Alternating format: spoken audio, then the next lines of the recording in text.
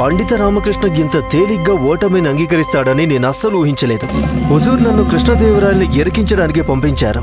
కృష్ణదేవరాయలు ఈ సవాల్ని అంగీకరించేలా ప్రేరేపించే విధంగా నేను పండిత రామకృష్ణను రెచ్చగొట్టడానికి ఇదే సరైన అవకాశం. పండిత రామకృష్ణ, నిజానికి నేను ఈ సవాలు మహారాజు కోసం చేశాను. మీరెలాగో ఓడిపోయారు. ఒకవేళ కావాలంటే మహారాజు ఒకసారి ప్రయత్నం చేయొచ్చు. మీరు వెళ్లి మహారాజుతో ఆయన్నే ఈ సవాల్ని పూర్తి చేయమని చెప్పండి. సిరాజ్ మహాశయ, మహారాజు గారికి ఈ సవాల్కి సమాధానం తెలిస్తే ఇంక ఈ విషయాన్ని నాకెందుకు అప్పచెప్తారు చెప్పండి. ఆలోచించుకోండి పండిత రామకృష్ణ, మీ దగ్గర ఇంకొక అవకాశం ఉంది. మీరు చెప్తుంది నిజమేనా? అవును.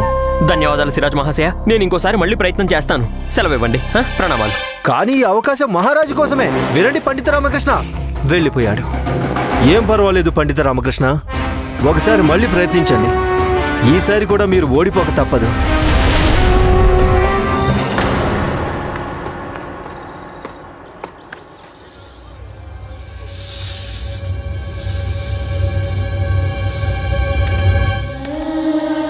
గుండప్ప, భోజనం విరామం అయింది.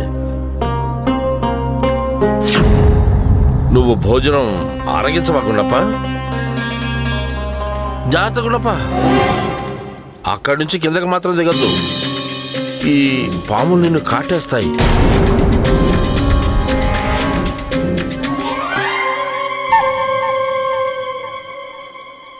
నిజంగా ఇది చాలా రుచికరంగా ఉంది.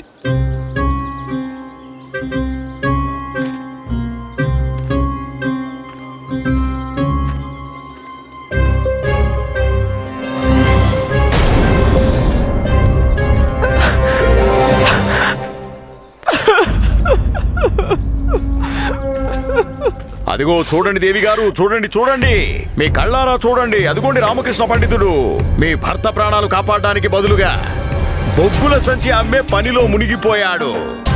ఆయన మీకిచ్చిన మాట పూర్తిగా అబద్ధమే. ఆయనకు మీ గురించి అలాగే మీ కుటుంబం గురించి ఎలాంటి బెంగ లేదు.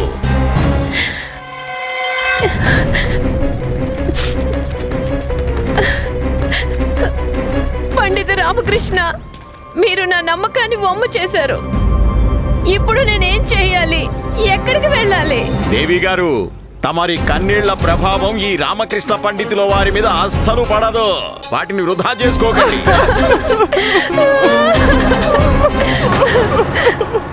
రామకృష్ణ పండితుడా, ఆదినాథ్ను రక్షించడానికి మీరు ఏదైనా ఉపాయం ఆలోచించారా?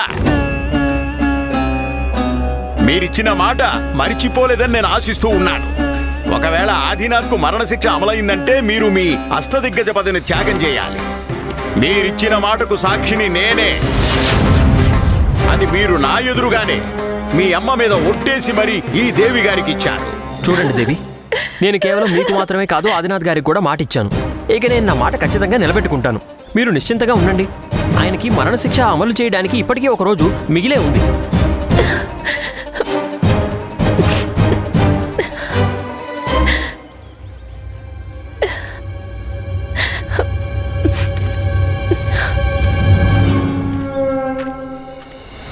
రామకృష్ణ పండితుడా, నేను కూడా చూస్తాను నువ్వు ఇచ్చిన మాట ఎలా నిలబెట్టుకుంటావు.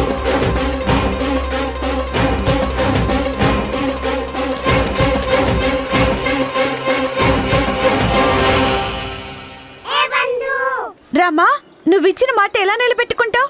నీ దగ్గర ఒకటి కాదు 2 సవాళ్లున్నాయి. వాటిని ఎలా నిలబెట్టుకోగలవు? నాకున్న నమ్మకంతో. నమ్మకంతోనా? అవును బంధు, నేను ఈ 2 సవాళ్ళని ఖచ్చితంగా పూర్తి చేస్తాననే నమ్మకం నాకుంది.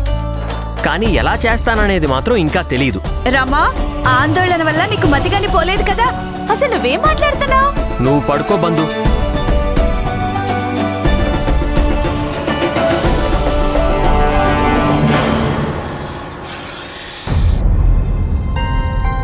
ఏం చేయాలి? ఈ పాముల నుంచి ఎలా విముక్తి పొందాలి? ఒకవేళ నేను ఈ పనిలో విఫలమయ్యానంటే గులుగాలు నన్ను గులుగుల నుంచి తీసేస్తాను. ఈశ్వర, నాకు సాయం చేయి.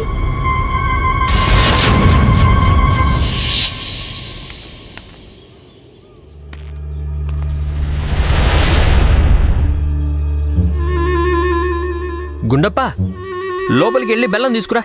లామా నీకు పులుగులు చూస్తే బెల్లం తినాలనిపిస్తుందా? నోర్మయ్, నాకు తినాలని లేదు.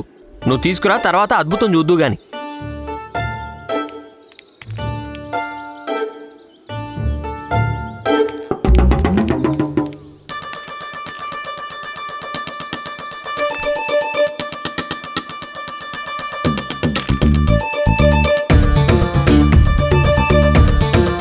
లామా ఏం జరగలేదు కదా?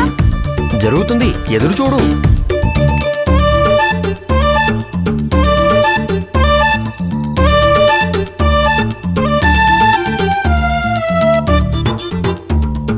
ఓ లామా, అంతే నీ ఉపాయం ఇదా?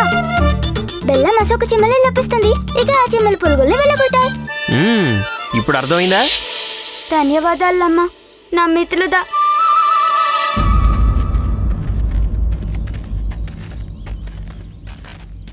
గులుగాలు లేపు నేను ఈ పని తప్పకుండా చేస్తాను. ఈ రోజు మొత్తం పాములు వెలగొట్టడానికి సరిపోతుంది. చూడు, రేపటి వరకు మడి తయారు కాలేదో నువ్వు నోరు మూసుకుని మీ ఇంటికి వెళ్ళిపోవాలి. మరోసారి నువ్వు ఇకపై ఈ గురుకులంలో అడుగు పెట్టకూడదు. మీ ఆజ్ఞ గులుగాలు. గులుగాలు, నా భోజన పాత్ర లేపు కదా, మీకోసం భోజనం తీసుకురావాలి కదా. ప్రణామాలు గురువర్య.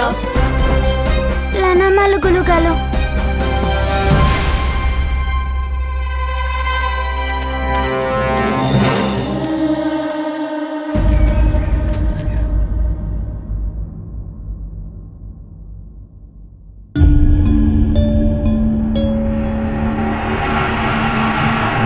రామకృష్ణ పండితుడా, ఆదినాథ్ను రక్షించడానికి మీరు ఏదైనా ఉపాయం ఆలోచించారా? మర్చిపోకండి, ఒకవేళ ఆదినాథ్కు మరణశిక్ష అమలైందంటే మీరు మీ అష్టదిగ్గజ పదవిని త్యాగం చేయాలి. నా బిడ్డల మీద ప్రమాణం చేస్తున్నాను. ఏ రోజు నా భర్తకు మరణశిక్ష అమలు చేస్తారో అదే రోజు మీ గుమ్మం దగ్గరే నా పిల్లలతో సహా ప్రాణత్యాగం చేస్తాను. ఇక మా చావులకు బాధ్యులు మీరే అవుతారు. పాలలో ఈగ పడిందని చెప్పి నువ్వు పాలు తీసుకెళ్లి పారబోస్తావా? అంటే నీకు తెలీదా పాల ఖరీదు ఎంత పెరిగిందో?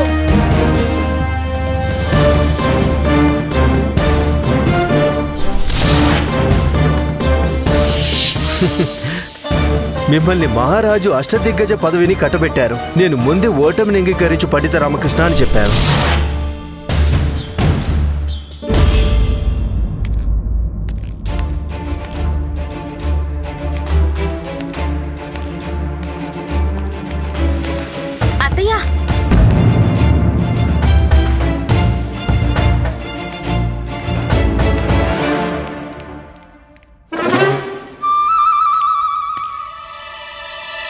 ఆశ్చర్యంగా ఉందత్తయ్య. గుండప్ప గురుకుల నుంచి రాగాని భోజనం చేయడానికి వంటగదిలోకి వెళ్తున్నాడు.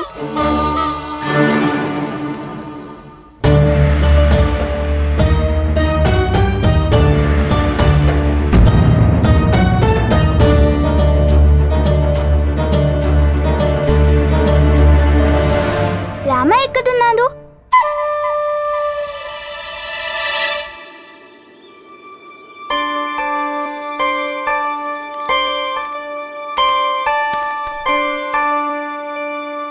లామా బయట ఎందుకు కూర్చున్నావు? ఏం లేదు గుండప్ప, ఏదో ఊరికే అలా. నువ్వు చెప్పు, గురుకులంలో ఈ రోజు ఎలా గడిచింది? చాలా బాగుంది. గుల్వలీలు మంచివాళ్ళు. అందరికంటే ఎక్కువ శ్రద్ధ నా మీద చూపిస్తారు. నువ్వెలాగో ఆయన ప్రేషిష్యుడివి. పరీక్షా ప్రవేశ సమయంలోనే ఆయన్ని బాగా ప్రభావితుల్ని చేసావు కదా. అదే తప్పైపోయింది. ఏమిటి? ఏం లేదు, అల్టిపంది తింటావా? వద్దులే, నువ్వు తిను. లామా నువ్వు నాకు ఉదాసీనంగా ఎందుకు కనిపిస్తున్నావు? ఏం లేదు గుండప్ప, అలాంటిదేమీ లేదు. లామా దిగులు బతుకు, అంతా చక్కబడుతుంది. నువ్వే నాకు నేర్పించావు కదా. నిరంతరం ప్రయత్నం చేస్తూ ఉంటే తప్పకుండా సఫలం అవుతామని. లామా ఈ విషయాన్ని నువ్వు కూడా ఉపయోగించుకో.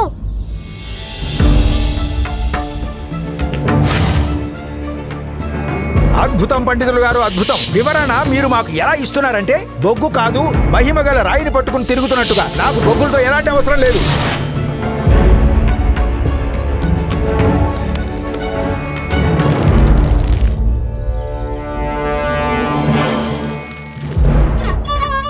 సేట్ బాలచంద్ర, ఇది బొగ్గు కాదు, మహిమగల రాయి.